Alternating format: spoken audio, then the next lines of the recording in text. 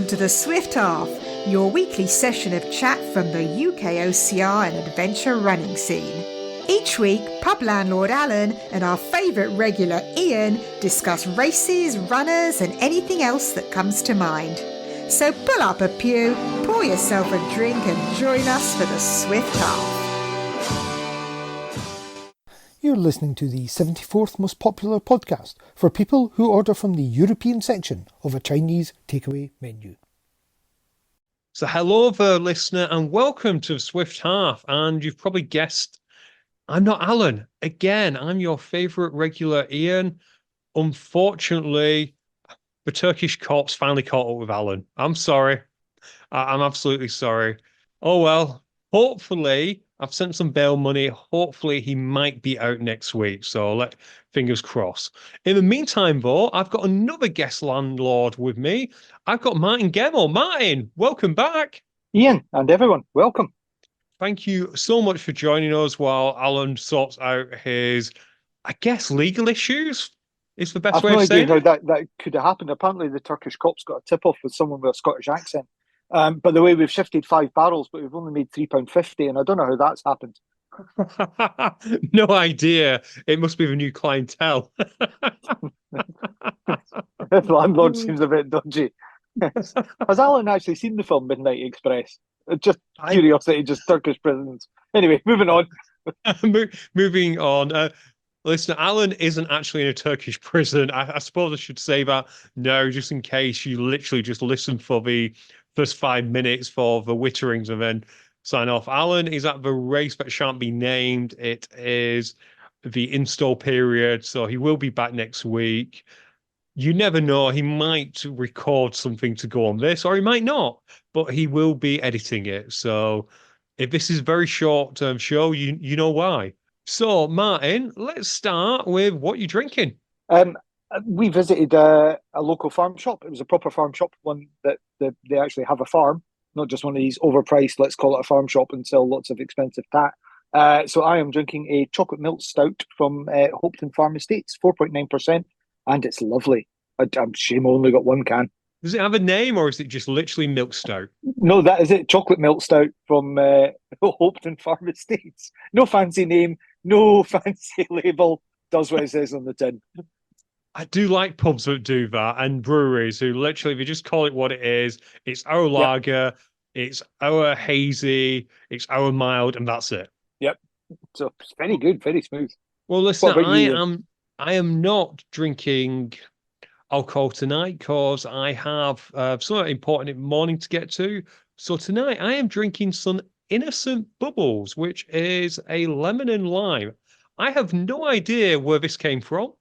It's in the fridge. It could have been there for a while.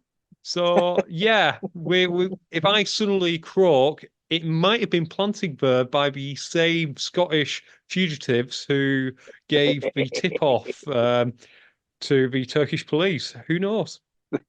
And next week it will be myself and Kev. How's Kev doing, by the way? I've not spoken to him for a bit. He's okay. He's actually recovering from a knee operation. So shout out to Kev. Recover quickly. And just while I'm talking about that, recover quickly. Also, Charlie Parvin, who's been a bit under the weather, and Jess over in America, Jess Johnson. Get well soon, guys. Everyone get well soon. Yeah. God, it's going round a bit, isn't it? I was out myself with a cold, we don't call it COVID because no one tests anymore. I've no idea what it was. It was just a bad cold. And yeah, it seems to be taking out a lot of people recently. You know, as someone who works in healthcare, job for life, mate. But yeah, it's not pleasant. And, it's the start of the season as well. So, racing's back, but are the runners? Yes, I guess so. But quite a few people seem to have picked up wee injuries or illnesses, just trying to keep away from those people. Usually a good way to do it. And also a big shout out to Steve HFD, who mentioned that he didn't realize this was an OCR podcast because the first 5 to 10 minutes is like a Happy Shopper advertisement. But yeah, no further Happy Shopper advertisements. Let's get straight to some OCR. And Spartan's back, Martin. Spartan is indeed back. Have you got the results? Are we going to jump straight to the results? What do you think? Should we jump straight to a result? No, firstly, neither me nor you were there, but we kind of know this course because it is the Tough Mudder London West course. Yes. so yes.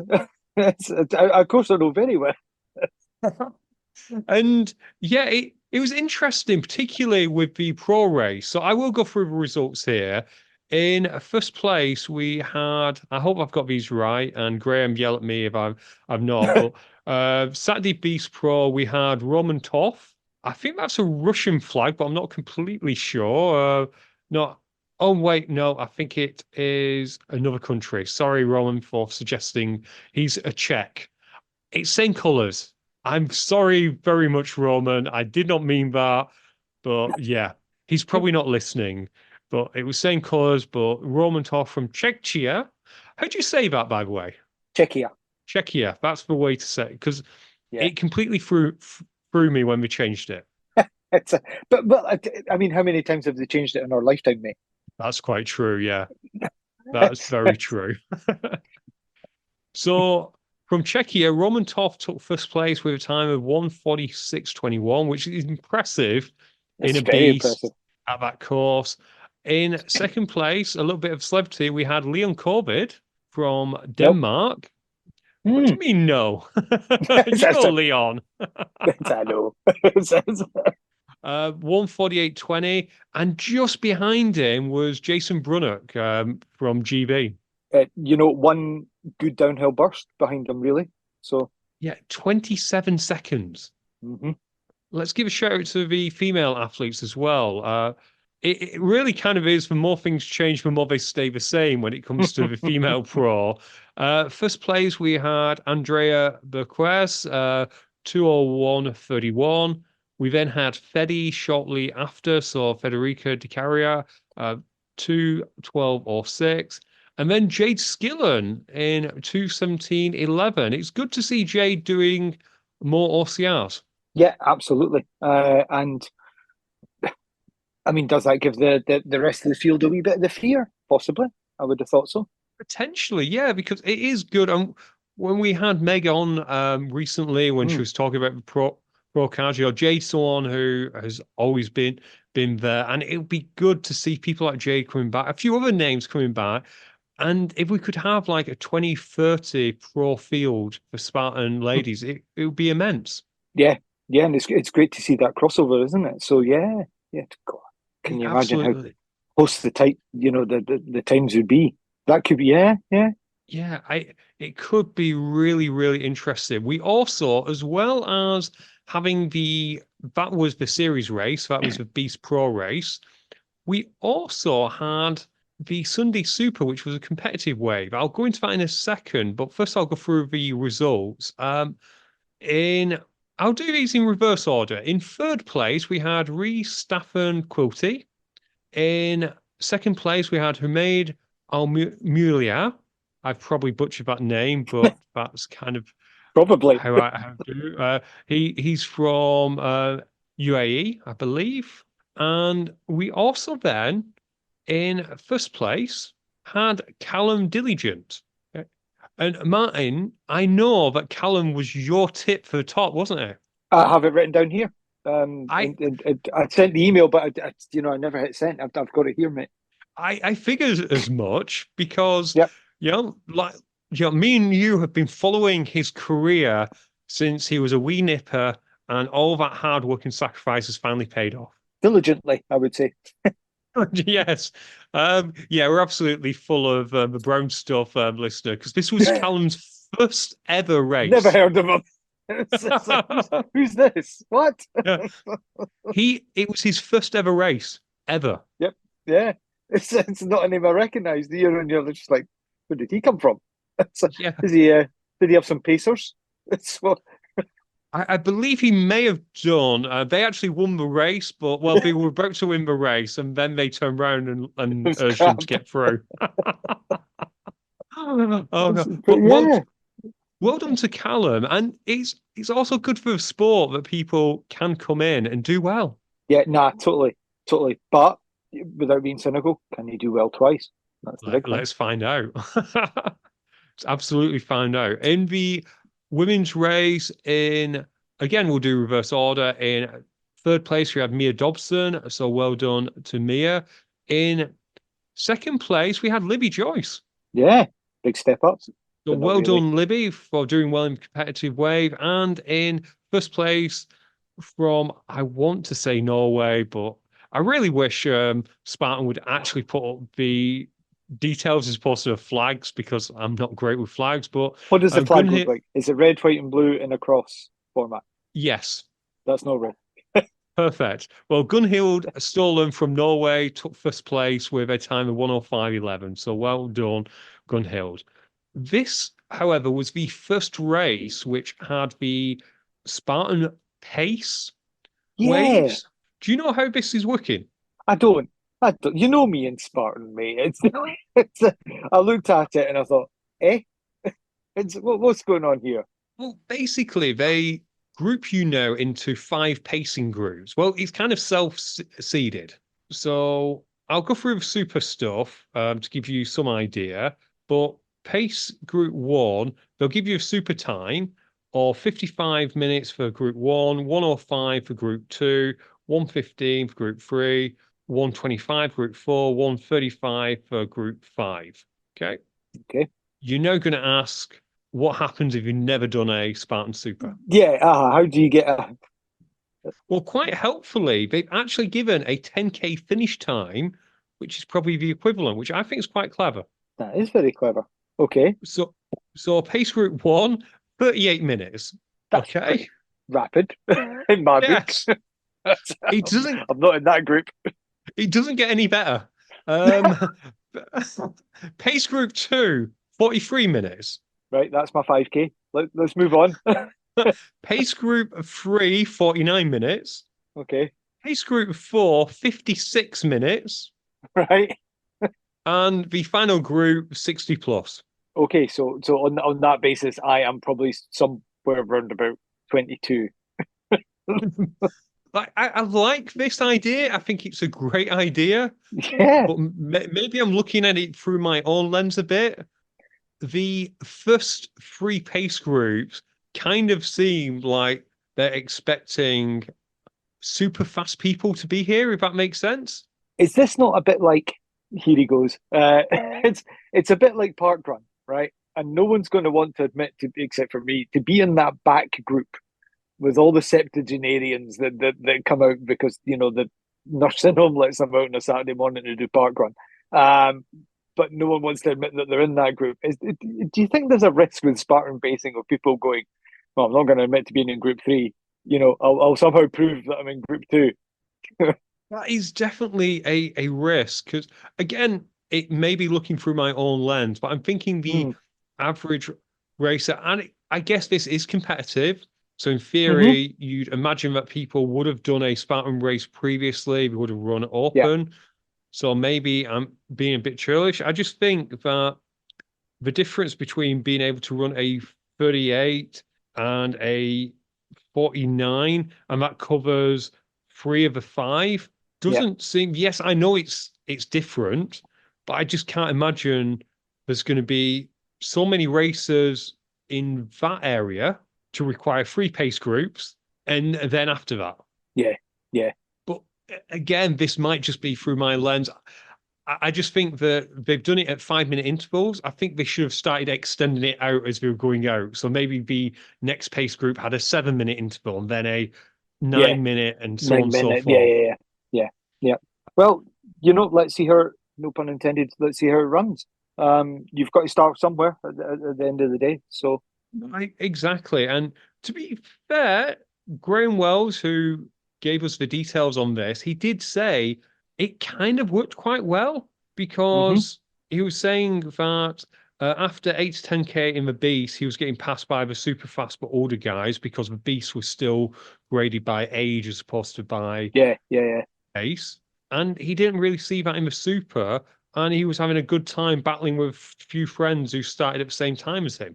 Okay, so it does introduce that kind of competitive edge as well. Yeah, I mean, it's interesting. It's an interesting development. They've obviously done the research. You wouldn't just pluck this out of a hat. So or well, they probably would. Just put some times on a board and throw a spear at it, see what lands. But yeah, fair enough. It does seem like a good idea. Maybe they will slightly adjust the times. We'll see. And I do think it's one of them. Why didn't you do this sooner? Kind of thing, because road racing has been doing this for years. Yeah, but then road racing, you can quantify it because you've just got to run. There's no obstacles. There's no, what happens when you fall off, etc., etc. No penalties. Yeah, That's true, but they do put in this is what your road race is, and this is the equivalent doing a Spartan. So yeah, I suppose. I just hope no one gets confused when they see the 60 plus. Reminds me of the compliance manager who used to work at my place. Who he's probably about twice your size, Martin. But God bless That's him. big. He went out and did a half marathon. God bless him. He went out and he'd been training for it, and he got there, and they had all the various signs for the various paces. But this was his first ever one. So he saw one that said 70 and under. And he was 63 at the time. And you can see where this is going. And he was like, well, I'm under 70. So he lined up there and was promptly passed by 10,000 people. Oh, outstanding. Brilliant. It's separated by the same language. So, I've signed up for my first half marathon, by the way. which one? The Scottish half marathon. A friend of ours, one of the founding members of Mud Bros and Mud had signed up for it. And I thought, oh, might as well. Need another challenge. So having never done a half marathon distance at all, other than walking up hills. And you're right, obviously you have to give an estimated time. And I thought, I don't know. I've never, I can kind of dimple that distance. So I've given a rough kind of, I think I did twice my, so probably like 3 times my 5K plus a little bit or something.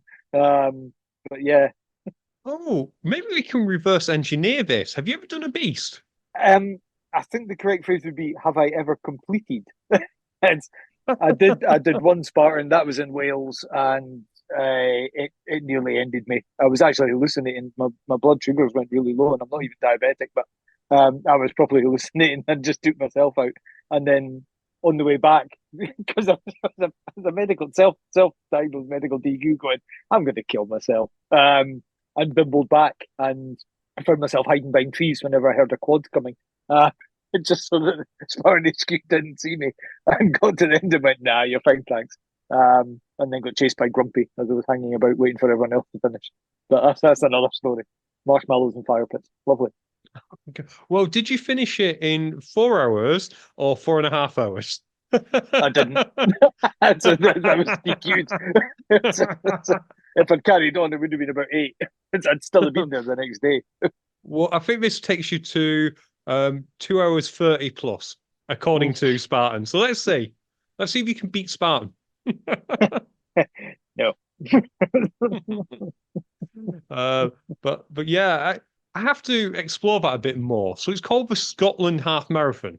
Yeah, Scottish half marathon. So there's a lot of land up there in Scotland. I'm fairly sure you've got more than 13.1 miles. Yeah, it follows half of the route of the Edinburgh Marathon. Which starts in one location and finishes in a completely different one. It's not a loop or anything. So, but I mean, I've never done one before, so I would know, is that normal? Is that normal for a half marathon? I'm used to Tough Mudders where you have a start and a finish and it's clearly defined and it's the same bloody place. So, well, usually it's a different place, but saying that, a lot of the time it's within, I'd say, a mile or so from each other, if that makes sense. So it is kind of like a out and back. It tends not to be a loop. In my experience, other experiences will vary. But for example, the Chester Half Marathon, can't remember exactly where you started, but you finished outside the cathedral, which was lovely. oh, nice. Yeah, the Manchester, you start, I want to say, outside Old Trafford football ground, and you finish Yeah, outside Old Trafford cricket ground. fair enough. I would say it follows the route of the Edinburgh Half Marathon, but only because it's got an EH postcode. So it's a bit like Ryanair trying to claim that they fly you to Paris. It's really East Lothian, which is kind of the next county along to Edinburgh itself. And it's a beautiful. I kind of grew up around about that area, East Lothian. I grew up in Mid Lothian, but we don't talk about Mid Lothian, not on this show. Certainly not the council. And basically, you start off in one part and then run back along the coast. And it's relatively flat, and I thought, what the hell? It's time to really just try and improve my running in general. So why not do a half marathon? But so yeah, no, I was intrigued by you finish at Musselburgh Racecourse, quite a famous racecourse in a lot of ways. But I thought, yeah, it's just really don't start there. I'm just intrigued by something that calls itself the Scottish Half Scottish half Marathon, marathon. because as marketing goes, because it reminded me there used to be one in Warrington, which was called the English Half Marathon, and Nice. I don't know. I guess you just stick a stake in the ground and call yourself whatever you want to. Yeah, yeah. So I mean, there's plenty of half marathons, obviously. So why they couldn't call it the Musselburgh? I mean, I suppose it goes out to different locations, but yeah, Scottish half marathon. When's that? Yeah, August. Sure, it's August. Sometime in August. Well, you'll go faster. You'll be running away from midges. It's on the coast, and as anyone knows, you don't really get midges on the coast.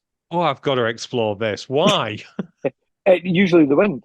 You get more wind on the coast, and you don't get so much in the sea grasses aren't that great for midges. You do get them on the coast, but you're more likely to find midges in longer sort of heathery grass, woodland near lochs and things, and rivers, but not necessarily the sea. You will get them. You'll get them slightly, sort of along the coast, slightly inland, but you tend not to because it's sunnier and windier, and midges desiccate. Is that why when we went to Glencoe back in the day, we weren't being eaten by midges? I spent a fortune on midge repellent, but it was so windy, and yeah, there were just no midges anywhere. It'll be the wind. You got lucky. Glencoe's horrific for midges because that is your classic moorland and sort of side of mountains and wet grass and little lochans. Sort of nothing to do with pubs. Lochans, small lochs. So on that kind of sort of West Highland Way route that you get through Glencoe, nightmare for midges. But you get the wind, and because they're so light, that kind of blows them away. And if you get a sunny day, they dry out, die. But dull, overcast, wet days, no, you won't survive. While we're exploring this Glencoe thing, I've got a question that I don't have a satisfactory answer for about Glencoe. I can make something up. Go on. Why don't they speak Scottish up there? In what sense? In the sense that you speak to me now, you're obviously Scottish. Our friend Graham, who's from Glasgow, he speaks to me, he's obviously Scottish. The people up in Glencoe do not have accents. But they do to us. So, so that's Lochaber. Is it Lochaber? So that Fort William sort of West Coast. No, absolutely. They've got accents. It's maybe just to your dull hearing, mate. It'd be like someone from Newcastle going, people in Yorkshire don't have an accent. No, I could absolutely pinpoint Really? someone as being round about Fort William Inverness way. Yeah, honestly, they could have been from Cumbria.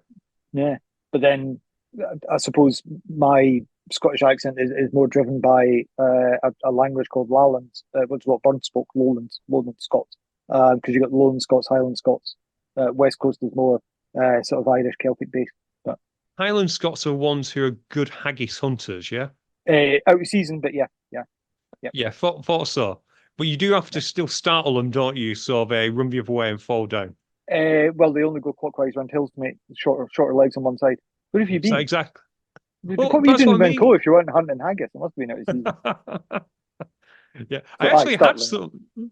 I had some haggis at the base of Ben Nevis because Jem was running the Glencoe Half Marathon and there's a Nice. lovely little pub there. So I just popped in and had some haggis. Yeah. I mean, it's good wherever you get it from. It's haggis. You can, take a sheep, mince it. Don't say that. It was obviously caught fresh that morning. It Oh, tasted yes, good. that's what I mean. Yes, correct. Yeah, it was the catch of the day. There goes my sponsorship from the Haggis Marketing Board. Right, we've gone way off track. Let's talk more about Massively off Spartan. track. Alan's going to have fun editing this. Oh, he's not going to edit it. He'll listen to it and then put it out. Spartan, the other thing that happened this weekend was it was the first Spartan Mudder Sportograph event. So the Yeah. Sportograph togs were out in force and mixed reviews, but almost as expected. The review is the photos are great and there was 8 photographers on course and you got a nice variety. Yep. Can you guess what the negative was? I'm not in any of the photos. No, you all got a lot of photos. The negative was it was £30 Yeah. per day. Okay. I'm not seeing why. Oh, okay. So if you're there for the whole weekend, yeah. Yeah, you'd think there'd be one package for. Yeah, sorry. Yeah. It's only because I wouldn't contemplate doing more than one day. I wouldn't think, 30 quid, high rocks. It's kind of comparable as long as you're getting decent photos, but it's a bit of a gamble. But then they've got 8 photographers. So they look good, but I think Graham worked it out that it would probably cost you 210 quid if you ran every single Spartan day and then got your photos. Yeah, I suppose that's why it's not on my radar. But then you're Scottish, you're not going to pay that. I suppose you'll pick your race, wouldn't you? Common sense would dictate, what's the biggest, baddest race that I want to do and get my photos from. If there was a 5K, you're not going to get the photos from a 5K, or you're not going to pay 30 quid for that. So No, you wouldn't, and you'd probably also see if there was stuff you want, like you do with High Rocks. Like High Rocks have great quality photos, but they've now got it down to an almost art form. Where photographers are going to be. So unless it is a interesting place like Manchester or London Olympia or Glasgow, because I quite like the darkness of the Glasgow arena, you're probably not going to get them of Excel and Birmingham, because other than them telling you it's Excel and Birmingham, what's the difference? That's it. Yep. Yeah. But yeah, I'm not massively against paying for it as long as it's an option. As long as you get to see the proofs first and you get to look at it and decide whether it's worth it. I don't have a massive problem. I've not really now. I mean, I'll pose for the cameras like everyone else does, but I'm not. Doesn't really. I mean, I know my legs tell me I've done the race the next day. I don't need. I don't need photos. It is, and I'm not a massive one for getting the pictures. I told myself I'd get the High Rocks Olympia pictures. I've still not even looked at them. That's how good I am at doing it. But for those who like photos, I think it's a great idea that you do have this option now of getting the professional photos. Yeah. No, I agree. Yeah. You're getting a quality. You're paying for that. You're paying for the variety and the quality at the end of the day, and you're getting that. As long as that's what they provide, then you're getting what it says on the tin. Graham said he had 143 photos on Saturday, although, like the High Rocks, some of these were within seconds of each other. So he's done a really nice meme of basically him getting over what I would call a reverse wall. So he just swung his leg over, and it's quite funny. I'll actually show it you, see if you can see. That's superb.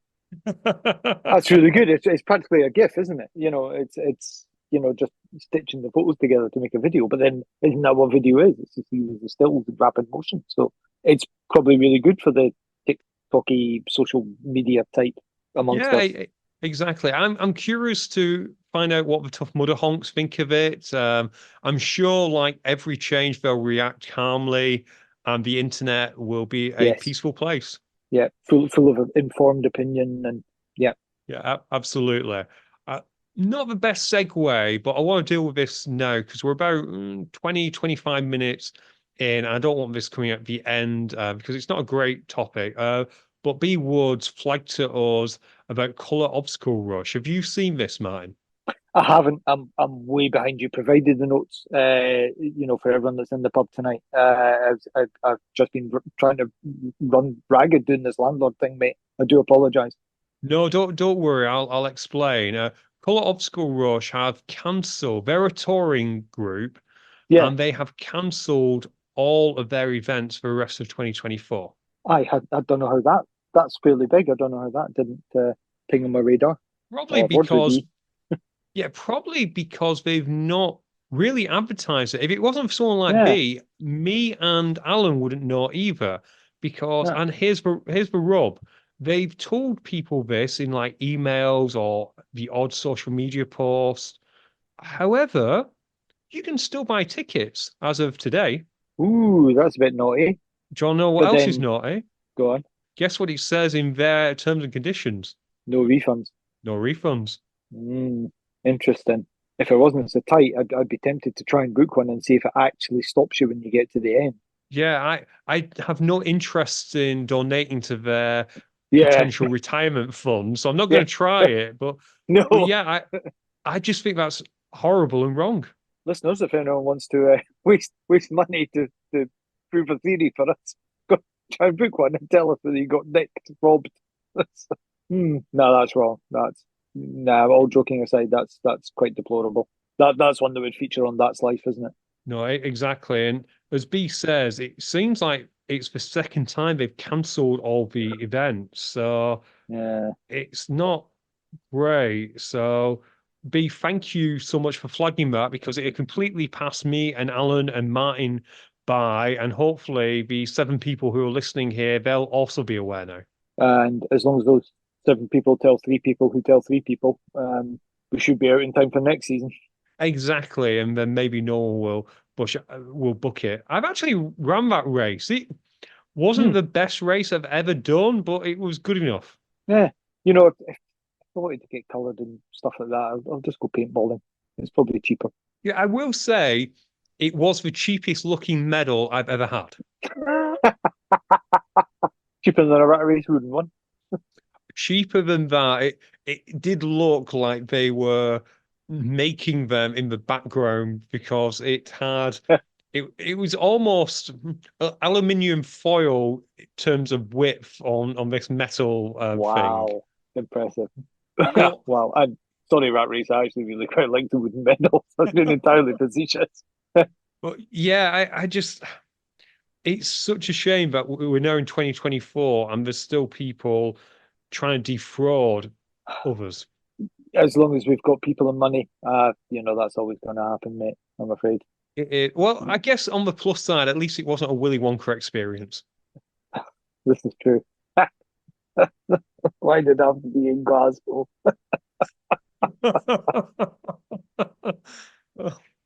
That's what made the Oompa Loompa all the more funny.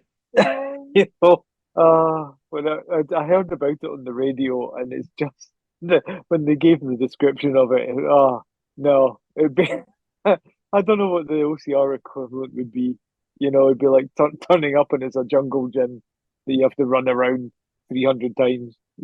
It's the school playground equipment. Well, I guess the OCR equivalent is the Colour Obstacle Rush. Touche, touche. Oh gosh, but yeah, let's move away from Willy Wonka. But let's talk about some happy news. I mentioned Beaver and Martin. I believe you and a few others are trying to do something this coming summer. Yes. Thank you for putting me on the spot. I've prepared, honest. Yeah, so I'm going to blame Alan and you for this because how long has the show been going now? 3 years? 3 years plus? About that. You celebrated a milestone recently. It's probably, let's see, we started it in 2021. Yeah, it must be 3 years. Yeah. So way, way, way back when it was a different pub, you mentioned something called FKTs, fastest known times. And it's funny how these things can kind of sort of burrow into your brain and just lie dormant. And it only really cropped up just this year. So another F is the FSI, the effing stupid idea. That quite often I come up with, and this is one of them. So So, sorry, listener, the preamble is kind of important. So, with fastest known time in my head, because we realised we could do something that might be a Guinness World Record, a GWR, Great Western Railway. No, that's not appropriate. Anyway, different track. So way back, it was originally three peaks, three bros, myself, Kevin, and Gwendaff, and three charities, and this is what we were going to do.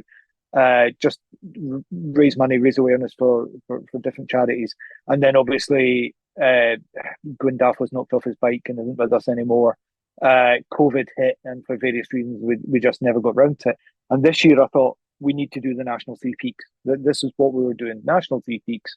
Originally, three bros, three charities, and then it was going to be in memory of Gwendaff, and COVID hit, and that was that. We managed to do Scafell in that brief window where you were allowed to wash your hands and meet people in small bubbles and all that kind of nonsense. And then there was a brief period where you could meet people outdoors, and we absolutely took advantage of that. And so that was fine. But in terms of that, we thought this year, I thought anyway, I need to resurrect this. And in Mud Bros and Mud Hose and Team Crab Hats, we would. So there's a lovely segue. And it came to my head of, how do we do the National Three Peaks with someone in a wheelchair? Has it been done before? This could be fun. This could be the ultimate FSI. So, as a result of that, on the 24th and 25th of August, we are attempting the National Three Peaks: Ben Nevis, Scafell Pike, and Snowdon. I'm not going to try and butcher the Welsh. I know I should do, because that's the actual name. With a wheelchair. So far, I think we've got 8 or 9 people signed up to do all three peaks. Various people who have said, I can't manage, do other commitments, but I'll see you at Snowdon, or I'll see you at Scafell. Not an awful lot of people said, I'll see you at Ben Nevis. We're starting at Ben Nevis on the 24th. I've still got to work out timings. I've still got to try and get some sponsored goodies. Dry robe, if you're listening. I'd really quite like one of their dry robe adapts to see how it works for me in the wheelchair. We're going to attempt a Guinness World Record. Amusingly, it's been done twice, but no one's actually gone forward and stumped up the paltry amount to register it as a Guinness World Record attempt.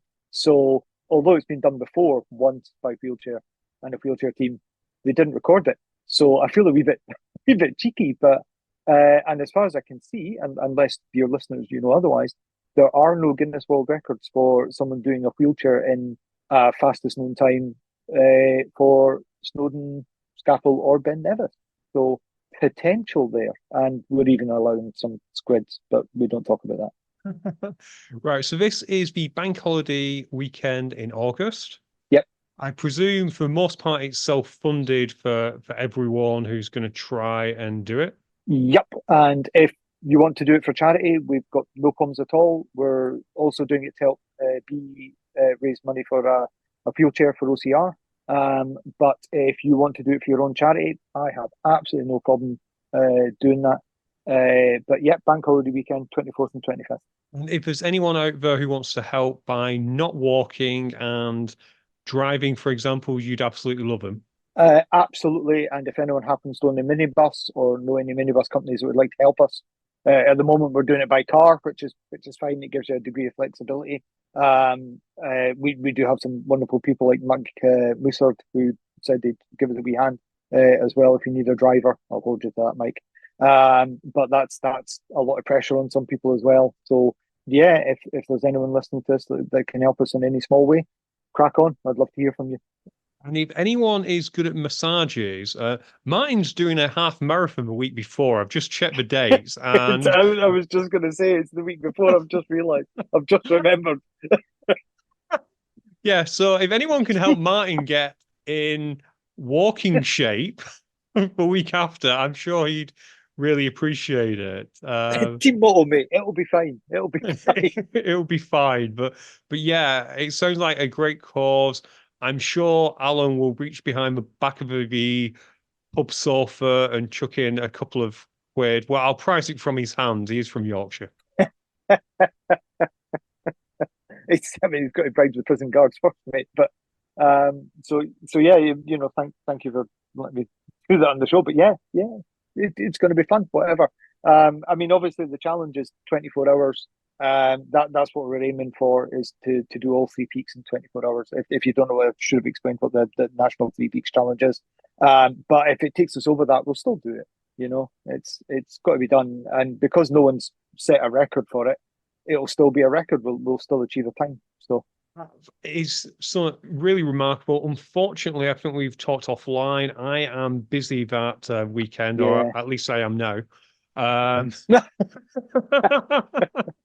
Offering legal counsel for someone in a Turkish prison. Yeah, but no, I am sadly busy that week, but we will do our best to promote it here. And yeah, let's see how we get on. And you mentioned B is trying to raise money for a Tough Mudder chair, and Tough Mudder is back this weekend. It certainly is, and it's at London West. Oh wow! You think Spartan knew that when they had their event? That's I don't think they talked. No, don't be ridiculous. There won't at all be any Spartan branded obstacles on the Tough Mudder course, or bins or anything else. I mean, I know we're joking about it, but in terms of, you know, if you want OCR to survive, how else are you going to do it? You know, if you're a big company like that, you've got to, you know, sort of price appropriate. And if that helps with the cost, I'm all for it. I don't mind at all. As you know, I agree entirely. It's the first one where we have the 10 plus miles as being it. We also have a 3 to 5, effectively the old 5K as well, although it'll be a bit longer than a 5K. I guess it's more the equivalent of the old half, but yeah. Have you had a chance to look at the map yet? I glanced at it today, but I'll be entirely mercenary. I'm on back shift and won't be able to make it. I'm on a 3 till 3. So I kind of glanced at it and had a wee bit of FOMO and stopped looking at it. So I suspect I'm about to be enlightened. It's interesting. It's got like everything that you'd want and expect, but that's kind of it, if that makes sense, Martin, in that it's a Tough Mudder course, it's got the Tough Mudder obstacles, but there's nothing in it that makes you go, wow. Interesting. Okay, doke. I'm actually just bringing the map up now. Because like I say, I kind of sort of glanced at it and I thought, I'm not going. Why would I torture myself? But I take it as just Marmite or vanilla rather. Sorry, get mixing my flavors up. It finishes how it always has, with Mudderhorn, then Electroshock. You've also got Pyramid Scheme back in there. I really wish they'd bring back Pyramid Scheme with water. I much preferred that version. Yeah, definitely. I really liked it with the water bund at the bottom of it. I mean, looking at the course, the top section looks slightly different, but it's not really. It's a good course. We did London West in the wake of the race that never happened in Scotland, that year that it never happened. And drove down out of FOMO, and that was my first introduction to London West. God, it was a good course. I really enjoyed it. I don't know why people complain about the hills, though. It's not hilly. But yeah, it is. I mean, looking at the map, it's a Mudder course. It is got all the elements of it. It's it's vanilla cheesecake, isn't it? It's got a base. It's got some cheesecake. It's got some vanilla. People will love it because Tough Mudder's back. You absolutely will. But maybe I'm expecting too much, and yeah, they're still technically recovering from COVID and everything. But it would just be nice to, I don't know, have a mystery obstacle on there, which may be an interesting mystery. Yeah, or mix it up a little bit. I don't know. I mean, it's the first one of the season, and it's taking place a week after, 2 weeks after, week after Spartan. So your chance to move obstacles about and change things around, you're going to be a wee bit limited, but obviously not in the same way as a full build. So you go with what the easiest option is, and that's to provide the Tough Mudder experience as is. Don't change what's a winning formula, I suppose. It's the path of least resistance, isn't it? Yeah. So I just, there's something to be said for that. You know what you're getting. It'll be a great event no matter what. I'm not at all jealous, bastards. Yeah. I I'm also a bit jealous because I couldn't make it this weekend Mm. for obvious reasons, given what Alan's doing. Mm.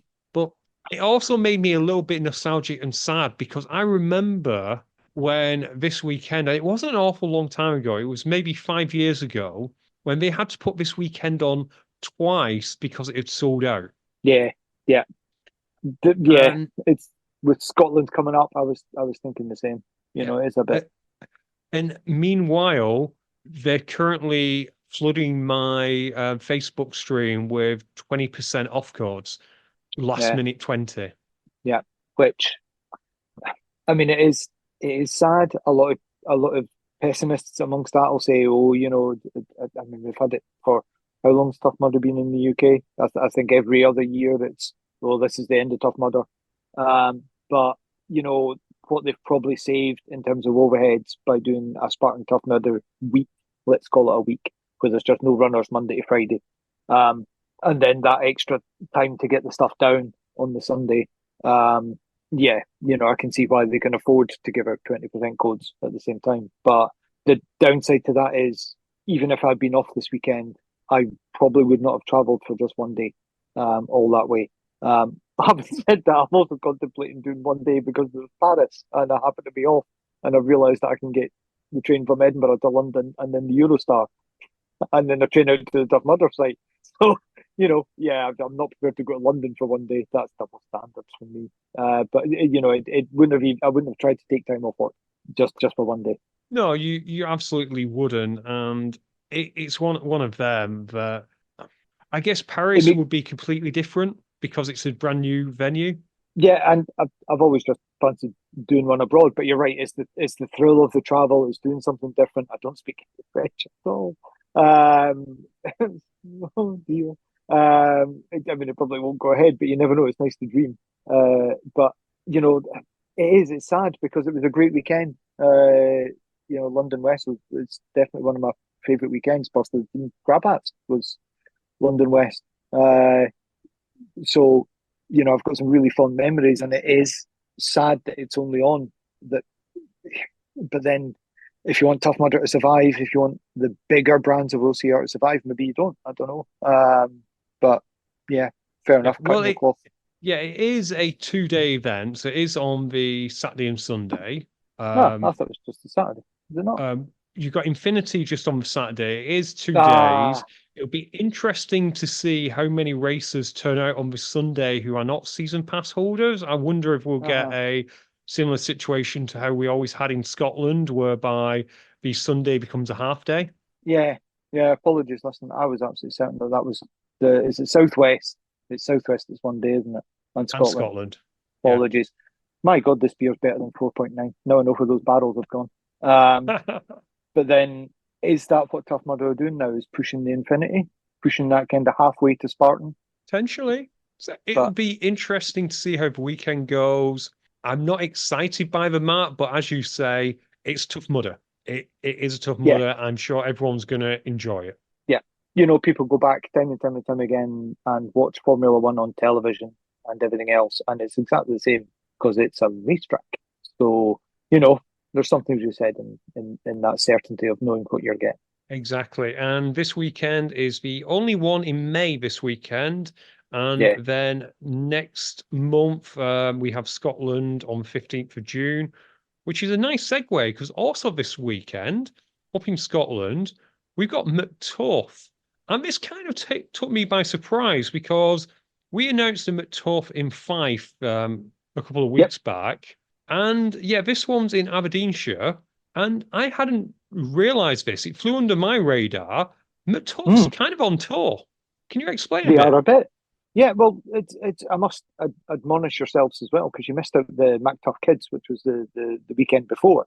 And there's purpose behind this, but yeah. So yeah, it's at Castle Fraser, just outside Aberdeen, and it's MacTuff really muddy. So it's kind of like you say, it's a wee bit of rat race on tour kind of thing, but it's not billed as OCR. It's billed as really muddy.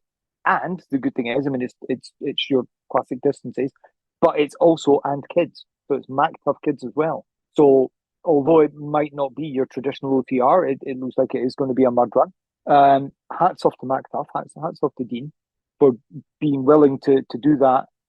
Also, you've got Pippingford in June, 9th of June, MacTuff mud run. And then, funnily enough, if I hadn't been working, I'd have considered going.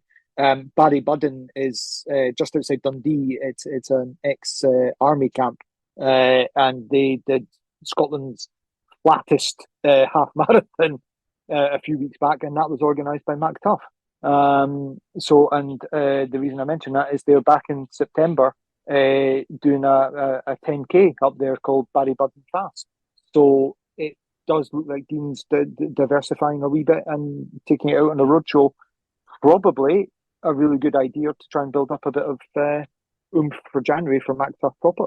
So, reading up on it, it sounds very much like the old rat race trail run type. So yeah, probably not the best way to say it, but almost like a deer stalker type, in that it's a trail run and they're throwing a couple of obstacles in. Yeah.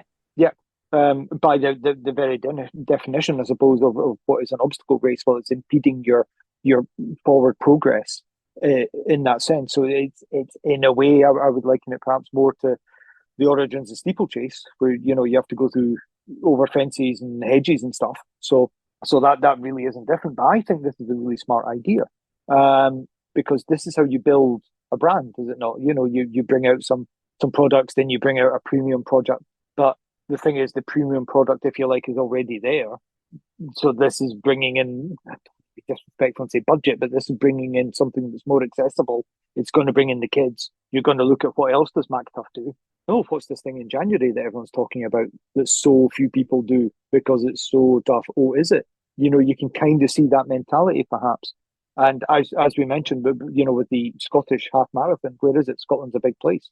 So this I think that's clever. And if it brings people, into, so even doing, Little Mudder, for the kids, if they do a mud race like this and then decide they want to do something else, more power to it. Absolutely. But yeah, it kind of does sneak under the radar a wee bit, doesn't it? It did. And what I love about it is a philosophy of mine that I've stolen from someone is better than, worse than, different to. And it's talking about when you're bringing a product to market, particularly in a competitive environment, you can be better than the existing competition, which is a great place to be in. But most people can't really do that straight off the fly unless you've got a lot of budget to do it. What you'll tend to end up doing if you try that is you become worse than, and no one wants a second best product. But the alternative is be different to, and this is very much different to. I'm sure this has been tried in the past and people have, but this idea of doing a touring OCR, which isn't your main thing, but has just enough, I like it. I really like it.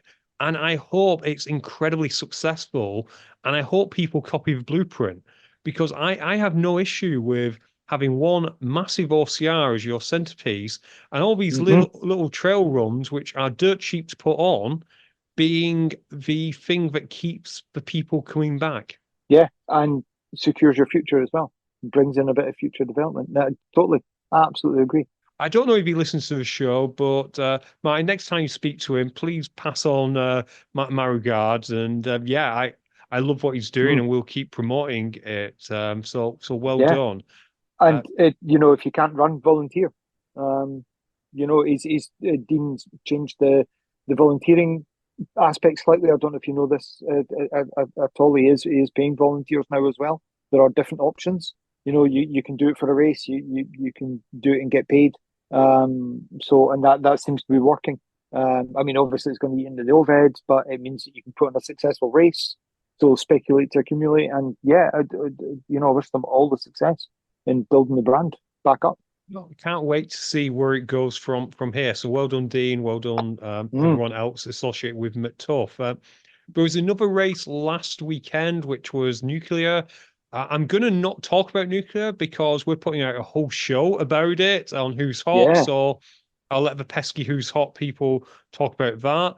I am going to talk about nuclear fit because I've got the results for that. This is again different to the nuclear team looked at high rocks and thought, oh, we could probably do that, but let's make it different. So theirs is a rustic version, which I love. Yeah, it's like, oh, you've got Spartan Decker. What can we do? So, but yeah, different too. Different too. So the women in first place we had Nicole Blom. In second place, Chloe Hammond, and in third place we had Daisy Goldsmith. So well done to all of them. In the men, we had Lee Price in first place, Sam West, a great athlete, in 2nd place, and Josh Cavey in third place. For those of you wondering why the name Sam West is familiar, he's the guy who tried to call out Mike Nolan for correctly calling him back on burpee penalties. So, yes, Sam, well done on your success. And there's no burpees in nuclear fit, so that was probably to his advantage. We kid, Sam, we kid. So there probably wasn't a Mike Nolan either waiting. I'm not sure. In the team category, in the male team, unfortunately, I don't really have the names, but I do have the team names, which is always fun anyway. So we have Sam Squared took first place, Body Fresh took second place, and Sam and Joe, not from a radio, took third place. Nice. Unfortunately, fourth place, the Twickers Twix, didn't get a podium, but they do win my heart with that name. That's a shame. That's a tongue twister. I like that. In the females, we had Mizo Mums taking first place. Meh. We then had M and M taking second place. That's clever. We then had a SpongeBob Slow Pants 2.0 taking third place. Very good. In the mixed categories, the imaginally named Lisa and Ben, whose athletes I think were called Fred and Veronica, they took first place. Makes sense. Yeah. Team Mad took second place. I presume, but that's Mad with 2D. So I think the 90s call, they want their gimmick back. Absolutely. Yeah. And at first, I thought that this was Team Crab Hats in third place. But then I looked at it again. Team Crab. So yes, the Squid Hats took third place. Yeah, definitely. Well done, Chris. Sorry, Squid Hats. I'm not. Okay. In the pro race, we had, I think it was all males. We had James Taylor Medhurst take first. Charlie Byron took second, and Joseph Arachi took third. Then when it came to the Storm, which was basically the no running, do as many laps of the workouts as possible, we had Rob Hasselgrove in first place, Andrew French in second, and Jade Allison third overall in female and one female as well. So I'll just go down to the next male. It was Oliver Plumtree, who was fourth male. And I don't have a female results. It might have just been Jade alone who took that on because it was a new thing. So well done to everyone. But it's good though, isn't it? It's like you say, from a different two aspect, and because nuclear's got such a big following, this is another one of those kind of gateway, not events, but sort of, I suppose, event, in that sense, and but yeah, no, I like it. I really liked it, and I love Wendy's coverage. Wendy Brothers did some great social stuff. She did for Nuclear Run as a whole. She did some great coverage. So big thanks to Wendy. And yeah, while we're at it, I will shout out Nuclear Fit. Their next event is 20th of July, and there is a price rise on 1st of June. So get your tickets now. So fingers crossed it will be nice weather there, because that does make this kind of event. Unfortunately, I can't imagine a kind of high rocks being that much fun in the rain, but no. Nuclear are doing their best by holding it in summer, so fingers crossed. Final bit of news when it comes to fitness racing. The Longevity Games had its soft launch this weekend. That was nothing I was aware of until our good friend of the show, Lucy Hodgkinson, posted about it.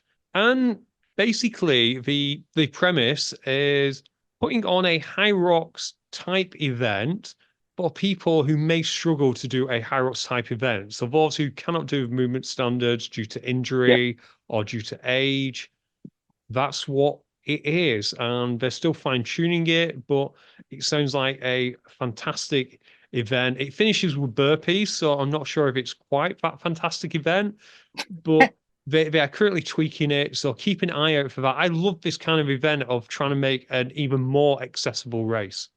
Totally agree. Absolutely. I mean, I suppose for all the times that I've been on the show and really grateful for that. The elite side of it, if you're elite, you're elite. It's something that you aim for. But what do the rest of us do? That, I mean, having done a high rocks doubles and then, failed to get a singles ticket, and I don't think that was a bad idea. Failing to get the singles ticket, I think it's probably improved my longevity. It's an idea that, all pun intended, is going to run and run. If you are wanting to improve and maybe see where you're at, and it gives you an idea of things, or maybe this is my comfort zone and I'm fine with that. Getting out of my comfort zone and finding a new one. I think it's just an absolutely excellent idea. You could be, recovering from an injury and still want to do and move. So yeah, no, absolutely hats off. I think it's a fantastic idea. Yeah, absolutely. I don't know too much about it. We literally took it from Lucy's Instagram. She shared it. I got in touch with her, so I'm going to reach out to them. I'll get you more details, listeners, in the future. But I do love this idea because, don't get me wrong, High Rocks do cater for people who are adaptive athletes, and they will do their best to get everyone through the course. But High Rocks also has 12,000 people running through it, which, if you're not quite an adaptive athlete, but you have difficulty with some of the movement standards, it can be an intimidating place. Yeah. Oh no, massively. And if I can put it, something we said right at the start of the show, which seems like about 24 hours ago now. Sorry, listeners. You did mention seeing things through the prism of your own eyes, through your own perspective. Think back to doing high rocks with Alan and hamstring troubles on lunges and things like that. And how does that affect your perception then afterwards? Does it then say, I need to get stronger and fitter? Or are you the type that goes, that certainly took me out of my comfort zone and I know my level and I'm never going to make that mistake again. But this, this is something that you might go, well, hang on a minute, I didn't quite do that. I didn't quite succeed. I'm working towards that. This gives me something else to do in the meantime. Yeah, totally agree. Absolutely. So we'll get you more details as we get them. Almost ready to wrap up, but I mentioned at the start of the show that Alan was missing. He is, in fact, at the Overlord site. He is currently getting all the rigs and all the toys ready for you. I think this is the first time he's going to be running Overlord race and the Farmyard Jam at the same weekend. So yeah, I can't wait to see how this gets on, because in theory he'll be doing two courses, because Farmyard Jam always ends with the obstacles and it's a trail run until then. But Overlord, of course, will have obstacles here, there, and everywhere. So yeah, I want to see how it gets on. So if you are going to be there this weekend, shoot us up, let us know, and we will hopefully see you there. Martin, you're going to have to come down one time. You'll have a barrel of laughs. I'm raging that I'm on shift, because obviously, as patrons know, you get an entry to the race that shall not be mentioned. So there's a great plug if you, why aren't you a patron? So why you're not a happer? I mean, we can't call ourselves Swifties. That's been taken. But yeah, it is on my cards. I was gutted because I'd already said to myself last year, right, definitely going to come down. I wasn't going to tell Alan. I was hoping it would land with the way my rota works. I get a period of extended days off, 7 days off. And I thought it'd be quite nice to go down and help with the build and, just cut about and just spend some time down there and then volunteer and run. But it's not happened this year, but maybe next year. I might actually have to take the time off and not be miserable and spend some annual leave. Yeah, spend some annual leave. You are meant to take it, Yeah, but with so many other events, it's tactics, isn't it? It's what do I want to do? Where do I want to go? Still got to fit in family holidays. Well, me, Fiona, and the former athlete, Of course. You got to take care of the former athlete that lives in your house. Yes. Right. If you have the weekend again, please hit us up. Want to see as many of you there as possible. If you've not yet decided whether you want to go, I would imagine that Alan will still be up for getting volunteers. So the way Alan works volunteers at Overlord is you do get a free race. You can either defer it and have it next year, but what most people do is they go and have a volunteer wave after the main Overlord, which is a absolute hoot and holler. I've been at the race when that's been happening, and it is super, super fun. So reach out to Alan. Probably via the Facebook would be the best time, or maybe reach out to me and I will get in touch with Alan on your behalf, because this is going out on Friday, so he'll probably be even more up to his elbow in various stuff. Right, mine. Is there anything we've not covered that we really needed to cover today? I don't think so. It's been a panacea of events and blether. It's been fantastic. But it's getting near closing time, mate. It absolutely is. So, mine, I'm going to say it's a goodbye from me. And it's a goodbye from me. Thank you very much.